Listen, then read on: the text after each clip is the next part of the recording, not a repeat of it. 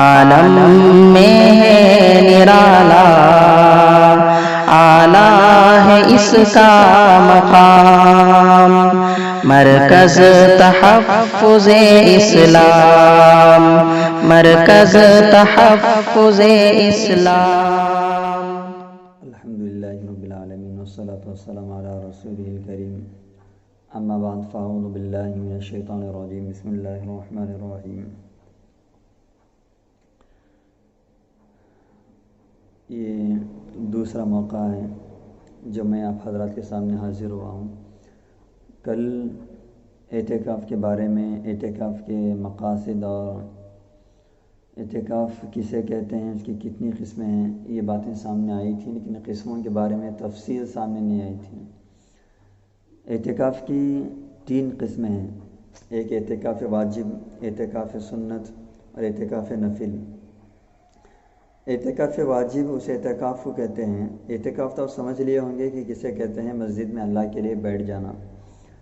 اور اعتکاف واجب کوئی آدمی نظر مان لے، منت مان لے، تو اس وقت اسے اس منت کو، اعتکافی منت مان لے تو اس منت کو پورا کرنا ضروری ہے، واجب ہے۔ اب وہ نظر بھی 2 قسم کے ہیں، منت بھی 2 قسم کی ہوتی ہیں۔ ایک بغیر شرط کے، کوئی یوں کہے میں اللہ کے لیے 3 دن اعتکاف میں بیٹھوں گا، تو یہ بھی واجب ہے، 3 دن بیٹھنا ضروری ہے۔ اور کوئی شرط کے ساتھ مانے کہ میرا فلاں کام ہو گیا، جیسے اکثر کئی لوگوں کے کام اٹکے ہوئے ہوتے ہیں، تو وہ اس کام کے پورا ہونے کے لیے اللہ سے دعائیں اور فریاد کرتے ہیں۔ اس میں ایک خاص طریقہ یہ بھی ہے کہ منت کے ذریعے سے اللہ سے فریاد مانگ لے، نظر کے ذریعے سے کہ میرا فلاں کام ہو گیا تو میں 3 دن کے لیے یا اتنے دن کے لیے اعتکاف میں بیٹھوں گا۔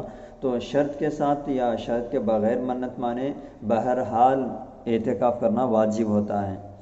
یہ پہلی قسم ہے۔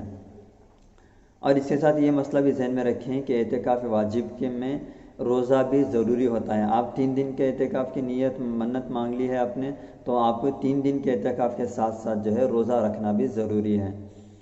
اور دوسرا اعتکاف، اعتکاف سنت مؤکدہ علی الکفایہ ہے، یا یوں کہو سنت مؤکدہ ہے۔ وہ اعتکاف رمضان کے آخری عشرے کے 10 دن، یعنی آخری عشرے میں اعتکاف میں بیٹھنا، یعنی 10 دن اعتکاف میں بیٹھنا ہے۔ یہ سنت مؤکدہ علی الکفایہ ہے، یعنی یہ سنت مؤکدہ کے ساتھ ساتھ کفایہ، یعنی اگر پورے محلے کی طرف سے ایک آدمی بھی اگر اعتکاف میں بیٹھ گیا آخری عشرے میں تو سب کی طرف سے کافی ہو جائے گا۔ آپ صلی اللہ علیہ وسلم رمضان کے آخری عشرے میں، ہر سال رمضان کے آخری عشرے میں اعتکاف میں بیٹھتے تھے، اور جو نہ بیٹھتے ان پر نکیر بھی نہ کرتے تھے۔ تو مطلب ہے یہ کفایہ ہے سنت کے ساتھ ساتھ میں۔ اور سنت مؤکدہ، یعنی یہ جو اعتکاف ہے اس میں بھی روزہ ضروری ہے، روزے کے ساتھ ہی بیٹھنا چاہیے۔ اور یہاں تک کہ فتاویٰ کی کسی ایک کتاب کے اندر لکھا ہوا ہے کہ اگر کوئی روزے کا فدیہ ادا کر رہا ہے کسی عذر کی وجہ سے، روزہ نہیں رکھ سکتا عذر کی وجہ سے، تو وہ بندہ اعتکاف میں بیٹھ رہا ہے تو اس کی طرف سے اعتکاف تو ہو جائے گا، لیکن اعتکاف سنت نہیں ہوگا، کسی دوسرے کو اعتکاف سنت کی غرض سے یا حیثیت سے بیٹھنا پڑے گا، اس کی طرف سے اعتکاف سنت ادا نہیں ہوگا۔ تو اعتکاف واجب اور اعتکاف سنت ان دونوں کے اندر روزہ ضروری ہے اور روزہ واجب ہے۔ اور کچھ لوگوں کا سوال یہ بھی آتا ہے کہ اگر کسی محلے میں ایک سے زائد مسجدیں ہوں یا کسی شہر میں ایک سے زیادہ مسجدیں ہیں تو ان میں کیا کرنا چاہیے؟ ان میں صرف امام مولانا عبدالحی لکھنوی صاحب رحمۃ اللہ علیہ، ان کا نظریہ اور ان کا تفرد یہ تھا کہ اگر پورے شہر یا پورے محلے کی طرف سے، تمام مساجد کی طرف سے کسی ایک مسجد میں اگر ایک صاحب بیٹھ جائیں تو سب کے لیے کافی ہو جائے گا۔ لیکن اکثر علماء کے نزدیک ہر محلے کی ہر مسجد کے اندر کسی نہ کسی ایک آدمی کا اعتکاف میں بیٹھنا واجب اور ضروری ہے، ورنہ سب کے سب ترک سنت کے گنہگار ہوں گے۔ دوسری بات، اعتکاف میں تیسری قسم نفلی اعتکاف کے لیے کوئی وقت متعین نہیں ہے، اور کتنی دیر بیٹھنا یہ بھی متعین اور ضروری نہیں ہے، بلکہ آدمی اگر تھوڑی دیر کے لیے بھی مسجد میں جاتا ہے اور اعتکاف نیت کر لے تو اس کی طرف سے بھی اعتکاف کا ثواب وہ پا جائے گا۔ البتہ اگر کوئی آدمی اگر تمام مصلیین کرام 5 وقت نماز کے لیے جو مسجد کو جاتے ہیں وہ 5 وقت اگر نیت کر لیں، اعتکاف نیت کر کے چلے جائیں تو بہت بہتر ہے ان کے لیے کہ اس سے ان کی نمازیں تو ہو ہی جائیں گی، مسجد میں جتنی دیر ان کا وقت گزرے گا اعتکاف کا ثواب ان کو ملتا رہے گا۔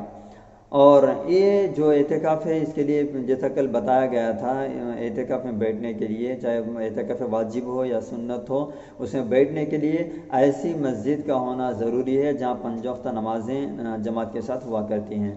اب اعتکاف کی شرائط بھی سن لیں کہ فقہاء کرام نے اعتکاف کی چند شرائط بیان کیے ہیں۔ شرط کہتے ہیں ایسے چیز کو جس کے بغیر اعتکاف یا کوئی بھی عمل قبول نہیں ہوتا۔ اب اعتکاف کی شرط ہے تو مطلب ہے کہ اعتکاف کی ایسی باتیں جن کے بغیر اعتکاف درست نہیں ہے۔ ان میں سے ایک بات یہ ہے کہ اعتکاف کے لیے آدمی کا مسلمان ہونا ضروری ہے، جس طرح تمام عبادتوں کے لیے مسلمان کا ہونا ضروری ہے، اس لیے یہاں بھی مسلمان کا ہونا ضروری ہے، اس لیے کہ بغیر ایمان کے بغیر کلمے کے کوئی عمل قبول نہیں ہے۔ اور دوسری شرط یہ ہے کہ عاقل کا ہونا، عقل مند ہونا چاہیے۔ پاگل کا اعتکاف میں بیٹھنا مناسب نہیں ہے، اس لیے کہ مسجد اللہ کا گھر ہے، اس کا احترام چاہیے۔ پاگل سے الٹی سیدھی حرکتیں ہوں گی تو اس سے نمازیوں میں اور اسی طرح مسجد کی دیگر چیزوں میں اور دیگر امور کے اندر خلل پڑ سکتا ہے، اس لیے عقل مند کا ہونا ضروری ہے۔ لیکن اور مرد کا جنابت سے پاک ہونا، جنوبی ہونے سے پاک ہونا شرط ہے، اور عورتوں کا حیض و نفاس سے پاک ہونا بھی شرط ہے۔ اور اعتکاف کی نیت بھی ضروری ہے، اعتکاف کی نیت کر کے اندر آئیں اور اعتکاف کی نیت کر کے ہی جتنا وقت گزارنا ہے اس میں اعتکاف کی نیت کر لیں، اتنے وقت کی نیت کر لیں۔ اسی طرح ایسی مسجد میں، جیسا ابھی میں نے بتایا، ایسی مسجد میں اعتکاف کرنا چاہیے جس میں 5 وقتہ نمازیں جماعت کے ساتھ ہوا کرتی ہیں۔ لیکن یہاں پر ایک مسئلہ یہ بھی اکثر لوگوں کو تردد ہوتا ہے کہ کیا اعتکاف میں صرف بالغ ہی بیٹھ سکتے ہیں؟ تو ان کے لیے بھی مسئلہ جاننا ضروری ہے کہ اعتکاف میں نابالغ بھی بیٹھ سکتا ہے، بشرطے کہ وہ سمجھدار ہو، عقل مند ہو، سمجھدار ہو تو وہ نابالغ بیٹھ سکتا ہے۔ سمجھدار نہیں ہے تو ایسے نابالغ چھوٹے بچوں کے لیے اعتکاف میں بٹھانا سنت مؤکدہ کی حیثیت سے مناسب نہیں ہے، جائز نہیں ہے۔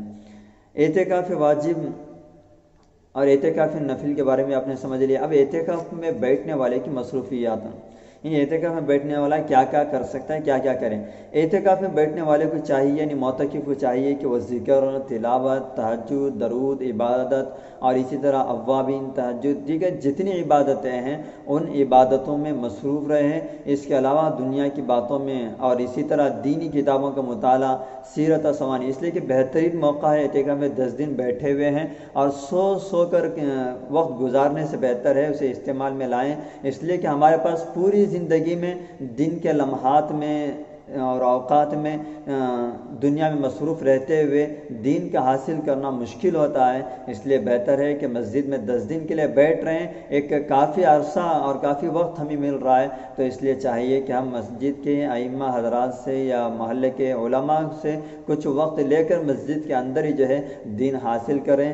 جن حضرات کو قرآن شریف پڑھانا نہیں آتا ہے وہ قرآن شریف سیکھیں، اور جن کو پڑھانا آتا ہے وہ تجوید کے ساتھ پڑھنے کی کوشش کریں، اس کے لیے علماء سے رجوع کریں اور ائمہ کرام سے رجوع کریں۔ اور جن کو قرآن پڑھنے بھی آتا ہو وہ یہ نہ سمجھے کہ مجھے قرآن پڑھنا آ گیا، مجھے کچھ سیکھنے کی ضرورت نہیں ہے، بلکہ وہ جو دینی مسائل سیکھیں۔ نوجوان جو طبقہ ہے ان کے لیے چاہیے کہ وہ نکاح کا موقع چلتا ہے، کسی کا نکاح قریب میں ہوا ہوتا ہے، کسی کا نکاح قریب میں ہوتا ہے، یا کسی کے نکاح ہو کر چند سال گزرے ہوئے ہوتے ہیں لیکن نکاح کے مسائل سے اور میاں بیوی کے حقوق سے وہ نابلد اور ناواقف ہوتے ہیں، تو ان کے لیے چاہیے کہ نکاح کے مسائل کو جان لیں اور حقوق بیوی کے، بچوں کے حقوق کو جان لیں۔ اور اسی طرح دوسرے احباب جو ہیں وہ تجارت کرتے ہیں تو تجارت میں کیا چیزیں حلال ہیں، کیا حرام ہیں، اور جس لائن کی تجارت میں وہ جڑے ہوئے ہیں اس میں کیا کیا چیزیں ٹھیک ہیں، کیا نامناسب ہیں جو شریعت میں نامناسب ہے، جس کی وجہ سے وہ تجارت کو حلال سمجھ کر رہا ہے، اور کسی ایک شرط فاسد، جس طرح بیع کے اندر آتا ہے بیع فاسد، بیع باطل وغیرہ،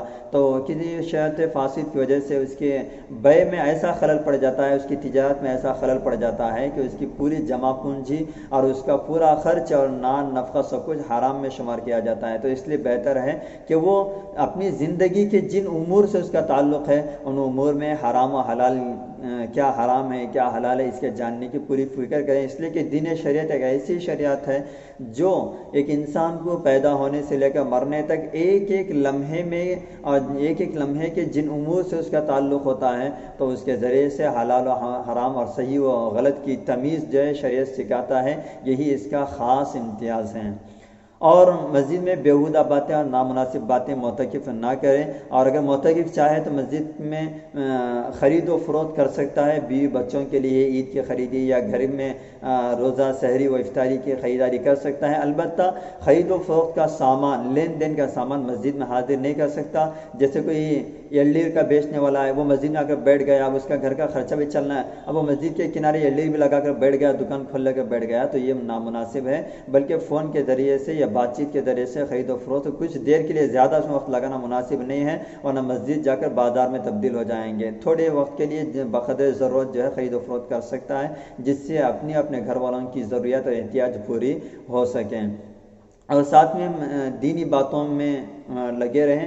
دنیاوی باتوں میں لگا ہوا رہنا مکروہ تحریمی اور حرام تک پہنچ جاتا ہے، دنیاوی باتوں میں لگا ہوا رہنا۔ اسی طرح تصویر والی چیزیں مسجد کے اندر لانا، اخبار رسائل وغیرہ لانا، ان کو پڑھنا، تصویر والی چیزوں کو، یہ بھی۔ اور اسی طرح آج کل social media, WhatsApp, Facebook اور یوٹیوب، ان میں مشغول رہنا بھی علماء کرام نے بے وجہ مشغول رہنا یا زیادہ اس میں گھسا ہوا اور پڑا ہوا رہنا، یہ بھی مکروہ کہا ہے۔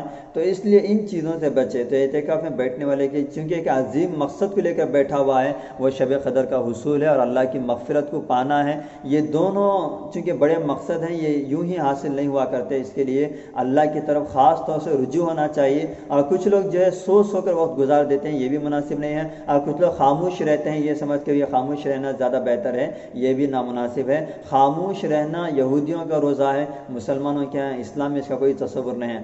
ہاں اگر کوئی یہ سوچ کر خاموش رہتا ہے کہ بھئی غلط باتیں کرنے سے، دنیا میں مصروف رہنے سے، دنیا کی باتیں کرنے سے خاموش رہنا بہتر ہے، یہ سمجھ کر تھوڑی دیر کے لیے خاموش رہتا ہے۔ ایسے وقت میں جب اس سے دنیا کی باتیں کرنے کا دل کر رہا ہو یا کوئی آ گیا ہو دنیا کی باتیں کرنے کے لیے، ایسے وقت میں خاموش رہنا زیادہ بہتر ہے، اور عبادت بھی ہے، ثواب بھی ہے۔ ورنہ عام طور سے پورا دن خاموش رہ کر گزار دینا یہ بے محل ہے اور مناسب بھی نہیں ہے۔ بہتر ہے کہ قرآن کی تلاوت کریں، دین حاصل کرنے کی فکر کریں، اور جتنے دن اور رات کے جو نوافل ہیں، اوابین، تہجد وغیرہ، ان میں مصروف رہنے کی کوشش کریں۔